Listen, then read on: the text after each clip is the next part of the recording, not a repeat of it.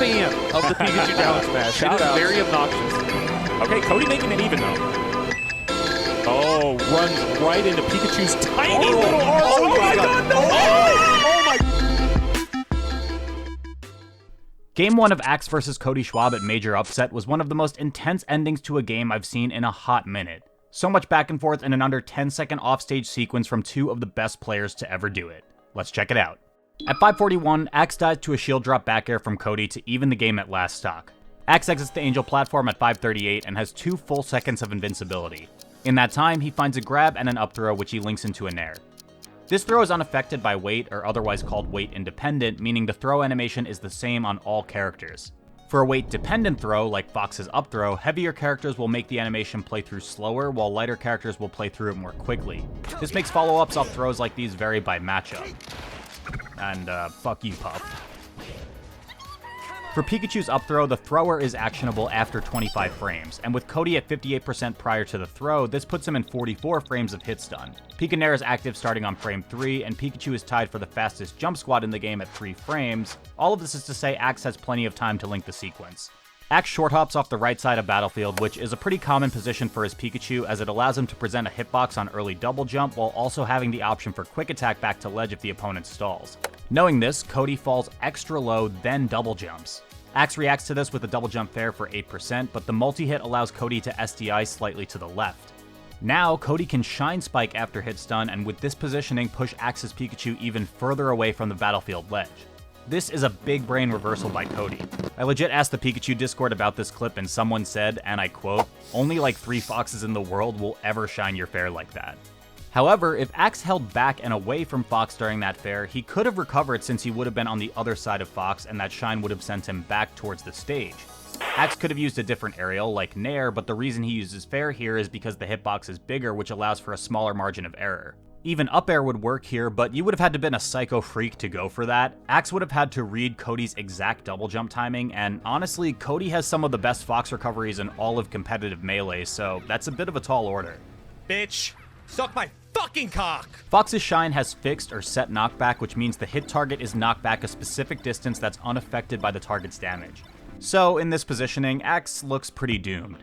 He can Skull Bash to cover some horizontal distance to the stage, but if the amount of end lag in that 83 frame move doesn't just straight up kill him, it probably still prevents him from reaching ledge with a subsequent quick attack. Instead, Axe goes for quick attack immediate just 4 frames before Cody starts his up B, then inputs a second quick attack into the startup of Cody's Firefox in order to trade. Pikachu's quick attack is really cool and one of, if not the best recovery move in the game. It has a pretty absurd paragraph of frame data shown here, courtesy of TM25.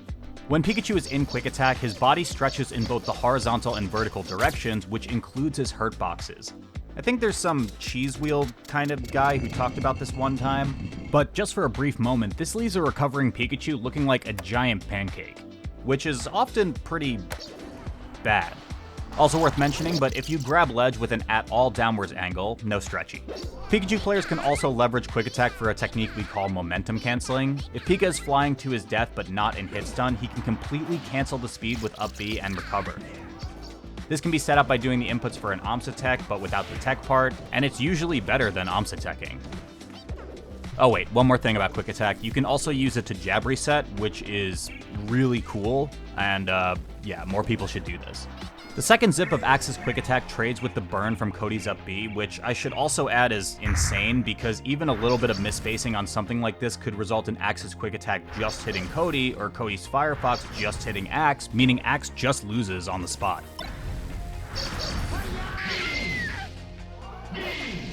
The trade resets Cody's Firefox, which forces an even lower recovery.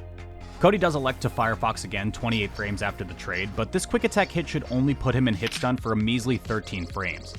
It's possible Cody was looking to mix up fall timings to avoid being hit or burning Axe again on the way down, but had he started up B sooner, he might have been able to grab ledge. Regardless, at this distance and in the heat of the moment, Cody may now be fearful he's too close to the bottom blast zone to risk shine stalling, so this leaves him with an out of up B'ing and not hitting Axe. Fox's up B has a total of 92 frames and is active from frames 20 to 72, which includes the startup as he charges in place. Pikachu's up B has a total of 81 frames if both directions are used. The zips hit on frames 13 to 18 and 27 to 31 on both directions, and there's also 50 frames after the last hitbox is out, most of which are just frames of Pikachu falling, but if Pikachu lands during any of these frames, he incurs 24 frames of landing lag instead of the normal 4, which is similar to Sheik's up B.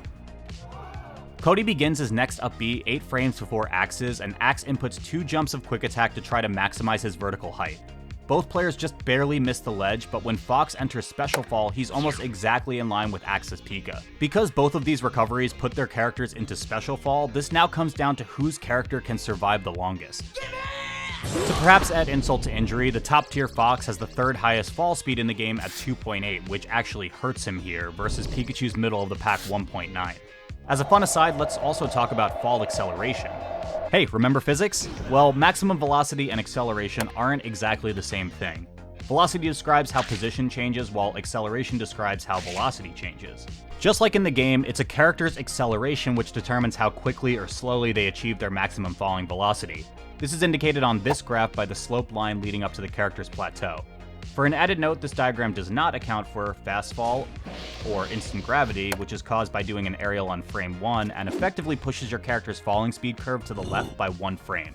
Based on how things shook out, this fall speed discrepancy was the difference between Axe winning and losing this game, as Cody loses his last stock on this desperate recovery attempt just frames before Axe does. What's pretty sweet though is a very similar situation happened between Axe and SFAT almost 6 years ago now at DreamHack Denver 2017. Practical Task recreated a bunch of scenarios on possible outcomes for that, which you can check out here, but I'm glad we can come to appreciate a little good old-fashioned spaghetti, even in 2023. It is very obnoxious. Okay, Cody making it even, though. Oh, runs right into Pikachu's tiny little arms. Oh my god, no! Oh my god! That was so smart. That's all game 1. That was so smart. This first game was a guaranteed heart-stopper for fans in the crowd, but it would unfortunately be the only game Axe ended up taking home, as Cody would send him packing to the loser's bracket of major upset with a 3-1 victory. He's gonna die to an up smash. And Cody Schwab. The Pikachu would ultimately exit from the tournament at 7th place, while Cody would go on to win the whole damn thing. Oh my god! But either way, this was an insane way to end the set, showing layers upon layers in Melee's offstage gameplay, and with both players making it to Championship Sunday that weekend, they surely have a lot to be happy about. Okay, Cody making it even, though. Oh, runs right into Pikachu's tiny little arms. Oh my god, no! Oh my god! That was so smart. That's all game 1. That was so smart. I thought he was crazy. Hello there, thanks for watching this episode of Frame Data, and as always, if you see a play that you think would make for a good breakdown, feel free to tweet at me, or X Corp or whatever they're calling it, at turndownforALT. Thank you to our top tier patrons and YouTube members, Avishua Stein, Bobby Wasabi, Dorian, Eric is Cool, Juniper, NNG Esports, Storm SSB, Storm, and Tingly Jungle for supporting the channel. And if you enjoyed this breakdown, you'll love this one, which breaks down quite possibly the coolest Sheik combo of all time. So click on this video and see you over there. Thanks, and we'll see you next time.